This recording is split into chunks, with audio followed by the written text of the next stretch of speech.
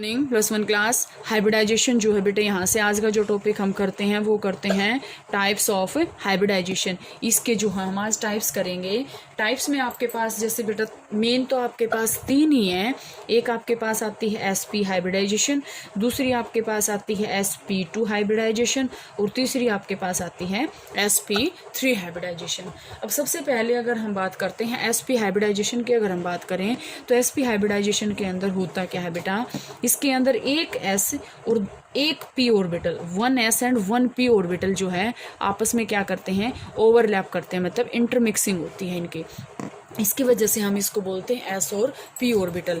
इसके अंदर बेटे S का भी 50% करेक्टर होता है और P का भी जो है 50% करेक्टर होता है। क्योंकि ध्यान से देखो, अगर मैं ये कहूँ कि यहाँ से S भी 1 है, P भी 1 है, टोटल आपके पास पता है 100% ओवरलैपिंग होएगी, तो 100% में 50 कॉन्ट्रीब्यूशन इसका है तो 50% कॉन्ट्रीब्यूशन इसका है।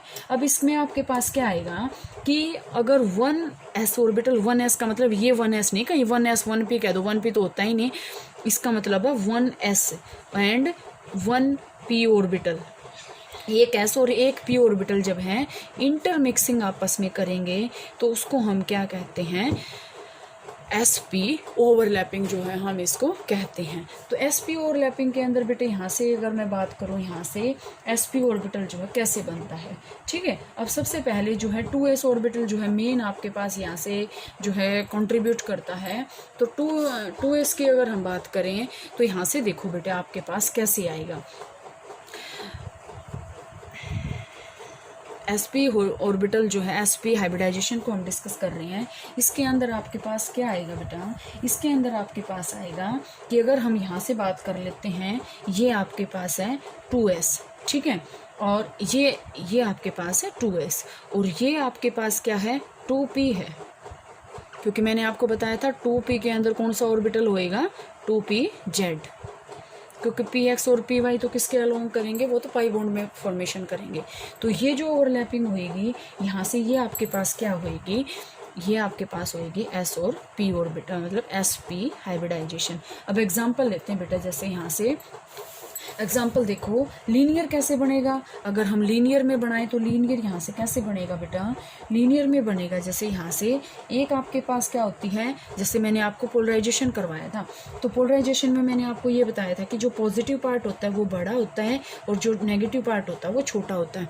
तो यहाँ से सेम आपके पास आज मैं यहाँ से अगर आपको करवाऊँ लीनियर में, लीनियर का मतलब सीधी लाइन में अगर ओवरलैपिंग कर रहे हैं। अब जैसे मैंने यहाँ से ये कह दिया बेटा, ये आपके पास क्या है, लोब है एक, इसके अंदर ये क्या है, ये इसका नेगेटिव पार्ट है और ये इसका नेगेटिव पार्ट है, ये नेगेटिव पार्ट है, ये दोनों क्या है, पॉजिटिव पार्ट है, ठीक है। अब दूसरा हम क्या लेंगे, PZ लेंगे, ठीक है, P लेंगे या फिर P ऑर्बिटल जो दूसरा लेंगे हम यहाँ से, वो ये ऐसे लेंगे,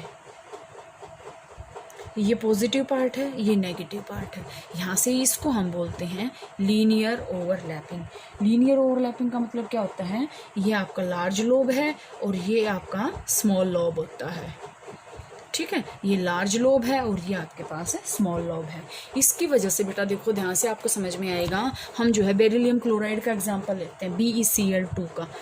अगर मैं आपसे बताऊं कि SP हाइब्रिडाइजेशन किस किस के अंदर होती है, BeCl2, C2H2 और BeH2 बेरिलियम हाइड्रोक्साइड, ठीक है, HCN के अंदर भी होती है, और अगर हम बात करें CO2 के अंदर भी होती है SP हाइब्रिडाइजेशन, और CS2 के अंदर भी होती है, और NO2 पॉजिटिव के अंदर भी जो है SP हाइब्रिडाइजेशन होती है। हम सबसे पहला एग्जांपल लेते हैं BeCl2 का। सबसे पहले हम BE का बनाएंगे। BE का आपके पास क्या होता है, 1s2 2s2, ठीक है, यही होता है। अब पार्टिसिपेट कौन करेगा, सिर्फ 2s2 करेगा, ठीक है। तो यहाँ से आपके पास क्या आएगा बेटा, ये हमने बना लिया क्लोरीन के, क्योंकि अगर हम देखें ये BE है, ये Cl है और ये आपके पास क्या है, Cl है, तभी तो BeCl2 बना हुआ, लीनियर बना हुआ है। तो यहाँ से अगर हम बात करते हैं, ये हमने बना लिया क्लोरीन का, क्योंकि क्लोरीन में तो P होता है, ठीक है, ये हमने बना लिया क्लोरीन का।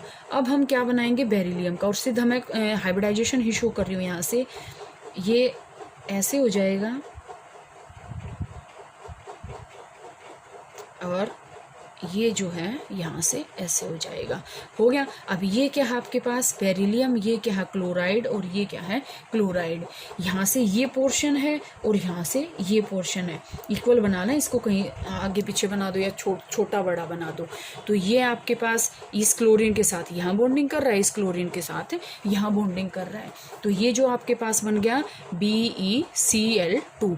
तो यहाँ से अगर हम बात करते हैं बेटे sp हाइब्रिडाइजेशन है। वैसे तो देखो अगर हम बेरिलियम की मैंने लास्ट में आपको करवाई थी, क्लोरीन में आपके पास इलेक्ट्रॉन कितने होते हैं लास्ट में P5, सॉरी 7 होते हैं, 5 होते हैं, 2p5 होता है, ठीक है। ये ऐसे होते हैं, ये P है, ये यहाँ से है, ये यहाँ से है, इसका ये है, ठीक है। इसके यहाँ से हो जाएगा। अब आपके पास यहाँ से आएगा दूसरे क्लोरीन का भी एज इट इज यहाँ आएगा। बेरिलियम का क्या आएगा 2s, क्या होएंगे इसका एक इलेक्ट्रॉन कहाँ चला जाएगा, 2s में कितने हैं 2 इलेक्ट्रॉन हैं, तो एक इलेक्ट्रॉन यहाँ चला जाएगा, फिर एनर्जी को गेट करके एक इलेक्ट्रॉन यहाँ चला जाएगा। तो यहाँ से बेटे क्या आएगा, s ने दोनों P के साथ एक कंट्रीब्यूशन कर दिया, तो S ने कितने इलेक्ट्रॉन दिए 2, P ने कितने इलेक्ट्रॉन दिए 2 हम लगाते हैं क्योंकि दोनों सेम है, तो हम इसके कॉन्फ़िगरेशन क्या कहेंगे, मतलब हाइब्रिडाइजेशन क्या कहेंगे sp, ठीक है। तो यहाँ से बेटे ये आपके पास आते हैं sp हाइब्रिडाइजेशन। इसके बाद आपके पास जो नेक्स्ट हाइब्रिडाइजेशन आएगी वो आपके पास आएगी sp2।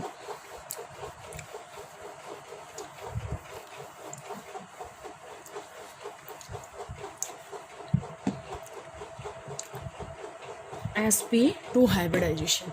sp2 हाइब्रिडाइजेशन को एक तो बेटा sp को जैसे मैं बताऊं आपको, तो sp को थोड़ा सा एक बार और बताती हूँ।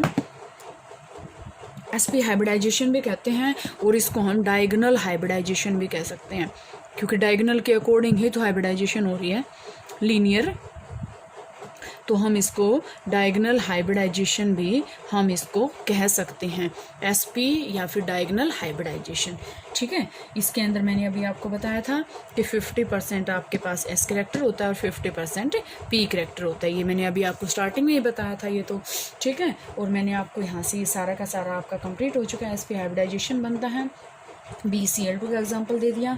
और आपके पास क्या है, इसमें आपके पास क्या है, इसके अंदर जो है pz ऑर्बिटल जो है यहाँ से पार्टिसिपेट करेगा, और इसमें आपके पास ये जो है मिक्सिंग हो जाएगी।